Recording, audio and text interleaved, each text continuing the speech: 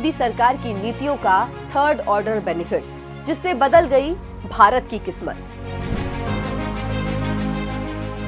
आज का नया भारत पूरी दुनिया में एक मिसाल बनकर सामने आया है। आज हर भारतीय को खुद पर आत्मविश्वास है और पूरी दुनिया को भारत के इस आत्मविश्वास पर भरोसा है। आज हर भारतीय को खुद पर गर्व है, वरना हम उस दौर को भी अच्छे से जानते हैं जब आजादी के बाद भारत का एक बड़ा तबका गरीबी और भुखमरी की चादर ताने सोया हुआ था, जिसके कानों में लंबे समय तक सिर्फ गरीबी हटाओ के नारे जोर जोर से चिल्लाए गए। लेकिन तत्कालीन कांग्रेस सरकार ने उसे गरीबी की नींद से उठाने की जरा भी कोशिश नहीं की। 7 दशकों तक अगर कोई कोशिश की भी गई हो तो सिर्फ गरीबी की और मोटी चादर उड़ाकर वापस सुला देने की।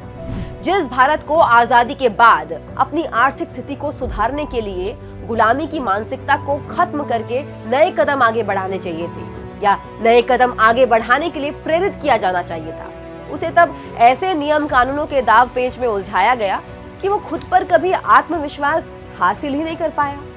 जिस भारत को आजादी के तुरंत बाद आर्थिक रूप से मजबूत होना था, वो कांग्रेस काल में और पिछड़ता चला गया। कारण था अपने ही देश की जनता पर भरोसा ना कर पाना। जो भारत औपनिवेशिक शासन से मुक्त होकर 2 गुना वृद्धि हासिल कर सकता था, वो सिर्फ पर कैपिटा 1 से 3% की ही सूक्ष्मता हासिल कर पाया। जिस देश को दुनिया का एक्सपोर्टर बनना चाहिए था, वो दुनिया का सबसे बड़ा इंपोर्टर बनकर रह गया।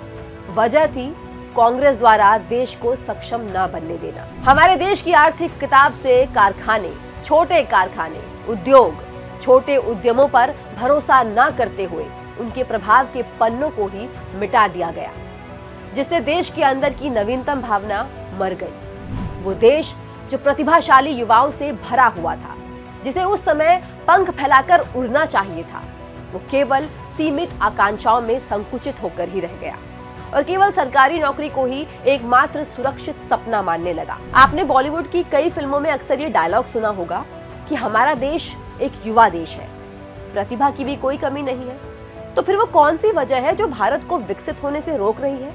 तो वो वजह यही है, जिसके चलते लंबे समय तक प्रतिभावान होते हुए भी भारत कुछ नहीं कर पाया, क्योंकि उसकी सोच को संकुचित रखा गया, उसके दायरे को कम कर दिया गया।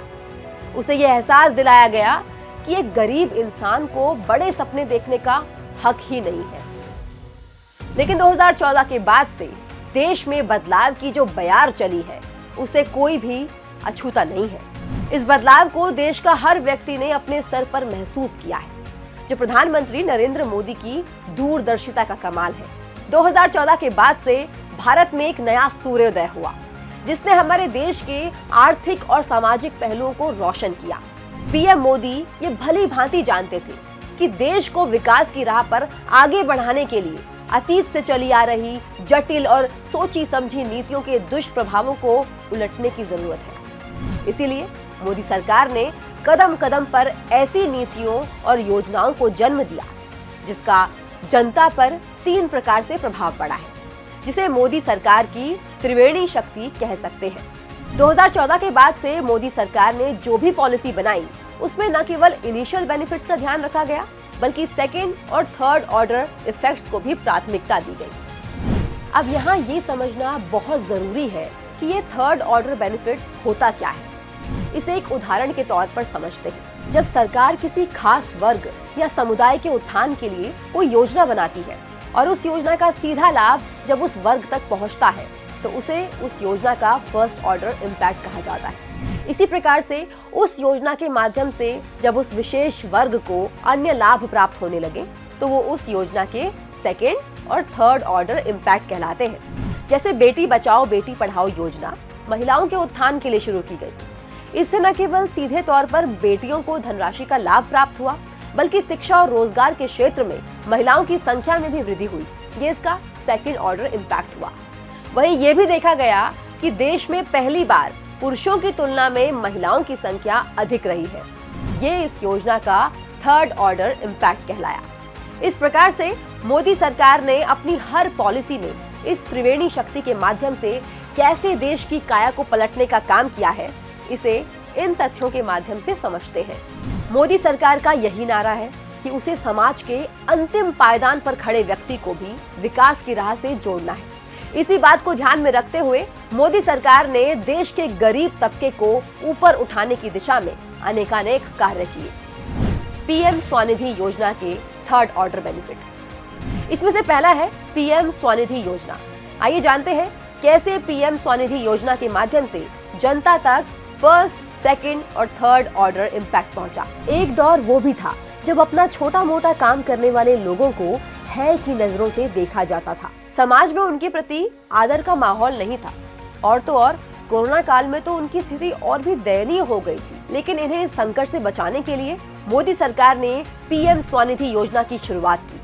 आपको बता दें कि आज से पहले देश में कोई भी ऐसी सरकार नहीं हुई थी जिसने देश के इस वर्ग के लिए इस प्रकार से सोचा हो। इस योजना के तहत छोटा काम करने वाले लोगों को आत्मनिर्भर और सशक्त बनाने के लिए लोन प्रदान किया गया।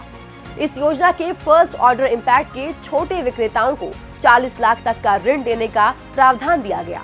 मोदी सरकार द्वारा अब तक 4,600 करोड़ रुपए वितरित किए जा चुके हैं, जिसका लाभ 40 लाख से अधिक छोटे विक्रेता उठा चुके हैं। अब जरा इस योजना के सेकंड ऑर्डर इम्पैक्ट पर भी नजर डालते हैं। आज डिजिटल इंडिया के माध्यम से प्रत्येक व्यक्ति डिजिटल लेन देन को अपना रहा है, जिससे उसका काम भी आसान हुआ है। और तो और 37 करोड़ 70 लाख रुपए से अधिक के डिजिटल लेन देन किए गए हैं और लगभग 23 करोड़ रुपए से अधिक का कैशबैक भी प्राप्त किया है। इस योजना का थर्ड ऑर्डर इम्पैक्ट काफी प्रभावशाली है। लंबे समय तक जिस समाज को कांग्रेस ने इस मानसिकता के साथ जीने पर मजबूर किया था कि वो केवल सरकारी सहायता पर ही निर्भर रहे, उनकी सोच इस सराहनीय कदम से अब आत्मविश्वास और आत्मनिर्भरता में बदल गई है। समाज का वो बड़ा वर्ग जिसे राष्ट्र की प्रगति के पहिए में एक बोझ माना जाता था, वो अब विकास और समृद्धि का इंजन बनकर सामने आया। तो ये थी पीएम स्वनिधि योजना के तहत आने वाले थर्ड ऑर्डर बेनिफिट्स। इसी सीरीज के नेक्स्ट एपिसोड में बात करेंगे अगली योजना की।